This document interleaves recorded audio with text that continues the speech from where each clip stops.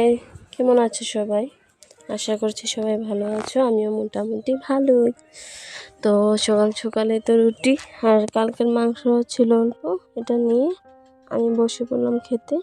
চাও ছিল, তো মোটামুটি ভালো কেন বলেছি। আমার শরীরটা বেশি একটা ভালো না, দেখতে পাচ্ছ কত ওষুধ করে।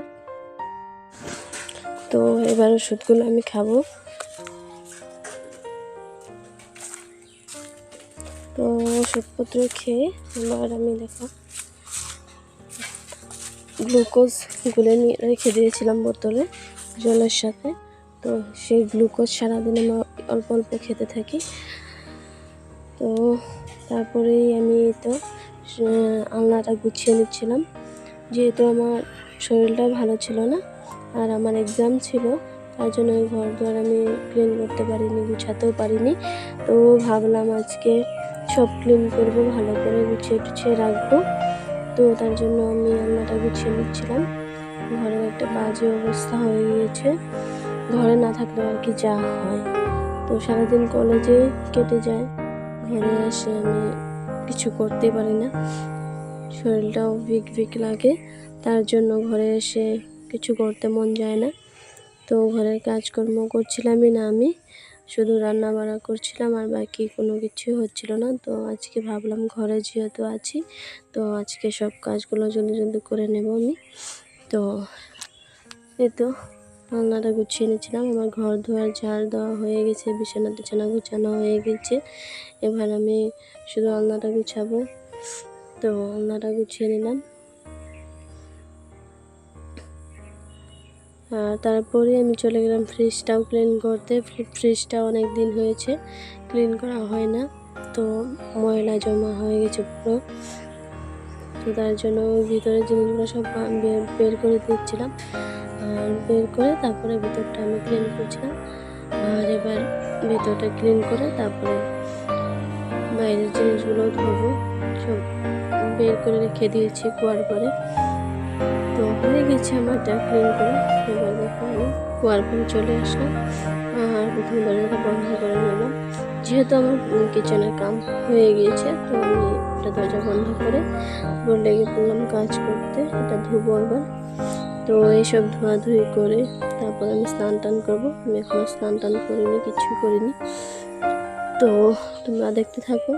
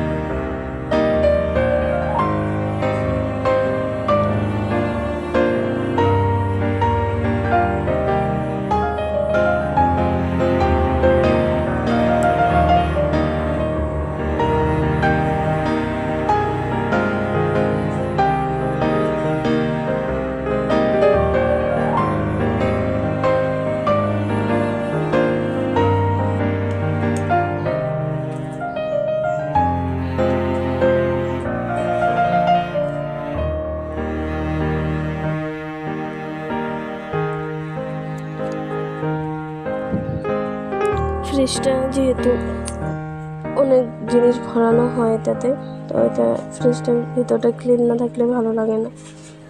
তো হয়েই গেছে, মাজা হয়ে গেছে, আবার ধুয়ে নিচ্ছিলাম।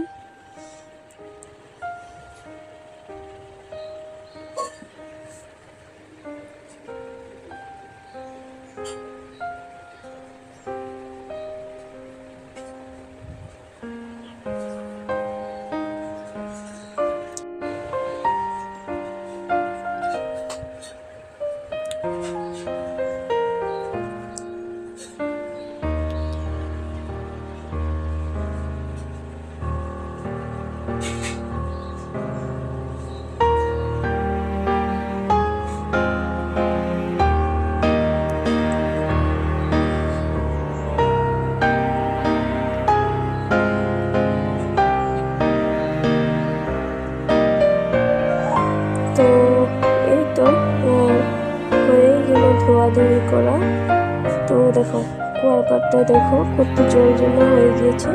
এবার এসব ক্লিন করতে হবে। তো এবার আমি এটাকে ঝাড় দিয়ে দিব। এরকমই করার পরে কিছু একটা কাজ করে জল জমা হয়ে যায়, তারপর ঝাড় না দিলেই হয় না। তো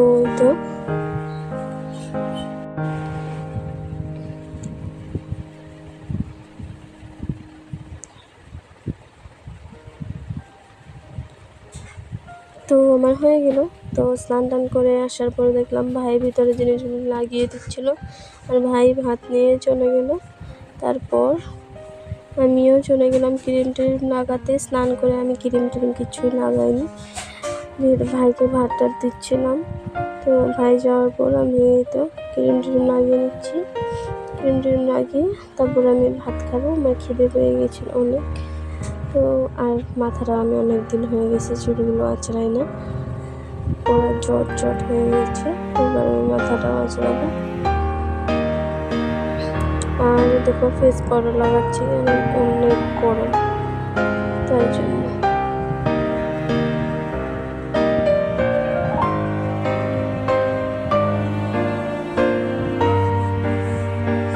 এই তো মাথাটাও আঁচড়ে নিচ্ছি।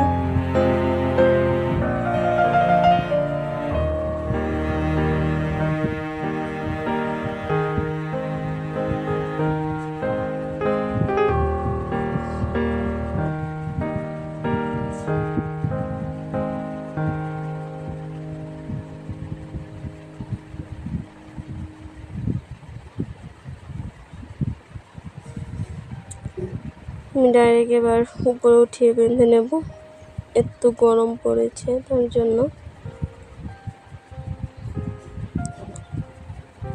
আর একটু লিপ বাম, বাস হয়ে গেল। তো এবার দেখো আমি এখানে একটা গাছ লাগিয়ে দিয়েছি, কেমন লাগছে দেখতে। এই তো সাইডে আমার সব ওষুধপত্র। তো আমি ভাত খেতে বসে পড়লাম। ডাল, আলু ভাজা, কালকের মাংসের ঝোল আর পাঁপড় আর লেবু খেয়ে দিয়ে তারপরে তো ফ্রিজের ভিতরে জলের বোতলগুলো ঢুকিয়ে দিচ্ছিলাম, সব রেখে দিচ্ছিলাম সেট করে।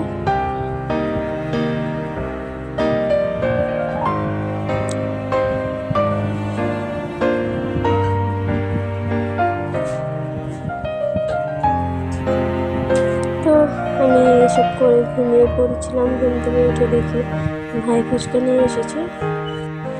তো ভাই আমাকে ডাকছিল ফুচকা এনেছে বলে, তো ও উঠিয়ে দিল আমাকে, আর উঠে দেখে ফুচকা এনেছে। তো এবার ফুচকা খাবো। আর তো ভালোই লাগলো, ঘুম থেকে উঠে ফুচকা খেলাম। আর দেখো আমার সাথে টুনুও বসেছিল। ভাই বারবার বলছিল আমাকে কিন্তু দেখাবি না।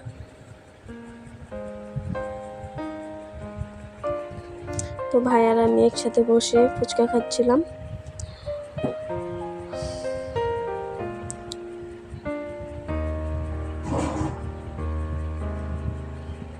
আর ফুচকাটা অনেক মজা ছিল, সত্যি কথা অনেক মজা। তো আজকের জন্য এতটুকুই। ভালো থাকো, সুস্থ থাকো সবাই। Bye bye, thanks for watching.